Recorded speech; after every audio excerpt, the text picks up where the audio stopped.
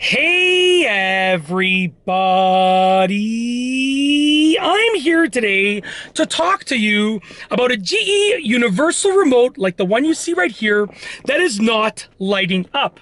I'll be going over the easiest fixes in this very simplistic tutorial for beginners. So that's right, if your GE Universal Remote, like this one right here, is not lighting up, these are the easiest fixes in a very simplistic but full tutorial for absolute beginners. Let's get right into this video. I'll be going over 6 things that you can try to do to hopefully fix this problem. Let's get into this. Now, first and foremost, before I start, some remotes don't light up. This one, as far as I know, doesn't illuminate. I could never get it to illuminate. So I don't know if it's just this one unit or all of them like this, but this one doesn't illuminate. But I have seen other ones, as far as I know, that do illuminate.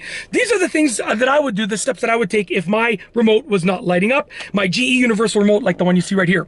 So once again, 6 simple steps. Step number 1 is to change the batteries for fresh ones. So just literally take out the batteries and put fresh ones in. Even if you think these batteries are good enough, just put new ones in. Give it full power, see if that works. Step number 2, we're gonna go through these quickly, so pay attention, take notes, and try them out, okay?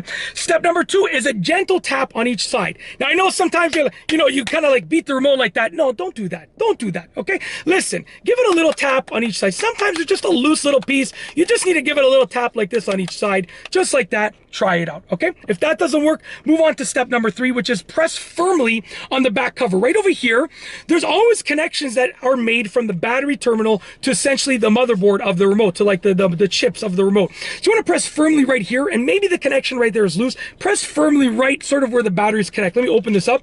About right here, you want to press firmly right there. See if that helps, okay? That brings us to number 4, which is open up the battery compartment and inspect the battery compartment. You want to look for anything that looks off.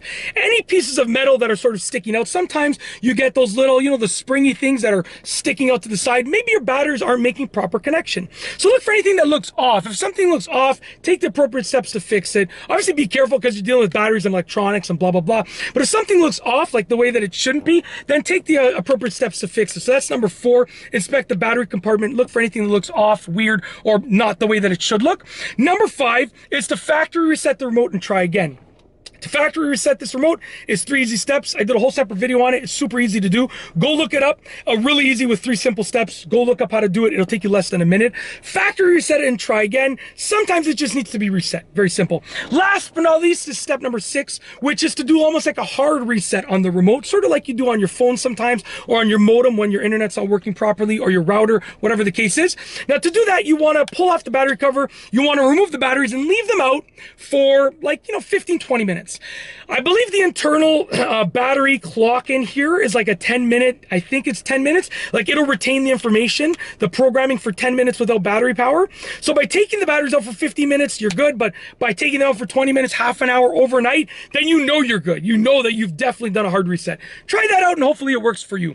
Hopefully one of those things allows you to get the illumination or the lighting to work on your remote once again. And that's truly it. Those are 6 simple steps to hopefully help you fix the problem. If you like this video, please be sure to give it a thumbs up. Let me know what you think down below as a comment. And of course, be sure to subscribe for more great videos just like this one. And that's all I have for you today. Thanks for watching.